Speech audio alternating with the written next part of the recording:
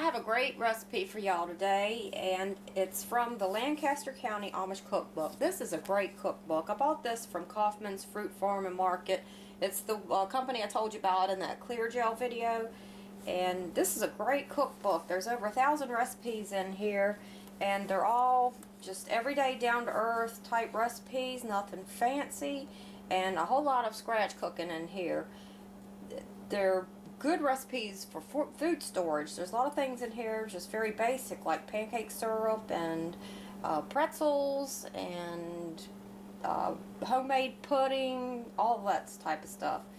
And there's a great recipe in here for a dried beef casserole, and I tried this last week, and I wanted to make it again and show y'all how to do it.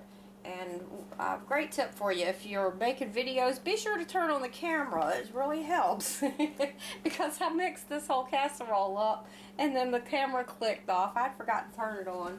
So I suppose you don't really need to see me dump stuff into a bowl, but here's what's in it. You use a can of cream of mushroom soup, and this doesn't end up tasting like cream of mushroom soup either, and it doesn't end up tasting like cheese. It has a very smoky flavor to it. It's real good. So 1 can of cream of mushroom soup, 1½ cups of milk, a cup of cheese, a cup of macaroni. I suppose you could use any kind you want. I used penne in mine. And this is uncooked too. And you use, they say to use about a 1/4 pound of the dried beef. I'm sure a lot of you have this on hand, but I made it with one of these small 2 1/4 ounce jars, and it was more than enough. And all you do is just chop this up, put it in the casserole dish, and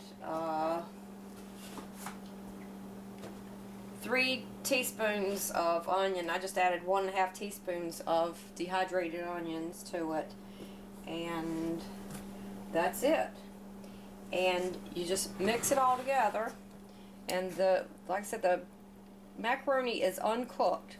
Just mix it all together in a casserole dish. Put it in the refrigerator for at least 3 or 4 hours. You could even leave it in there overnight. And then when you're ready to cook it, just put it in the oven for an hour. This is real good.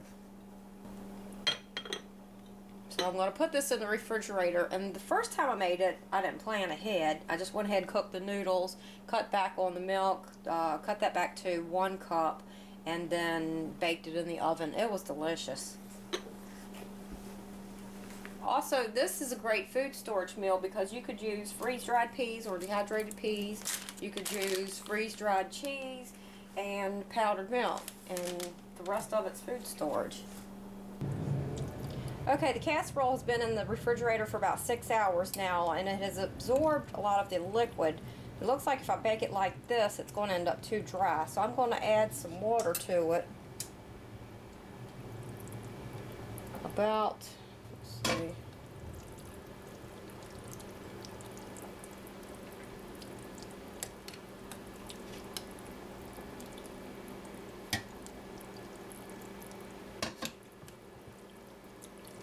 I want it good and wet because when the noodles cook, they're going to absorb a lot of the liquid.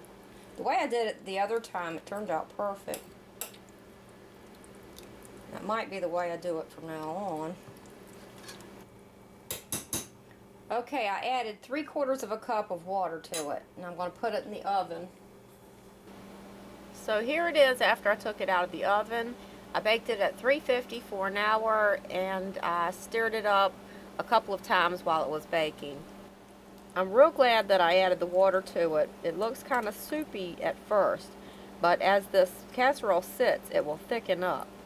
I'll let the casserole sit for a few minutes, and as you can see, it thickens up as it cools down some.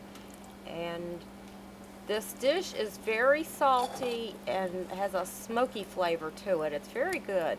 So I would resist the urge to add any salt or any spices or anything to it.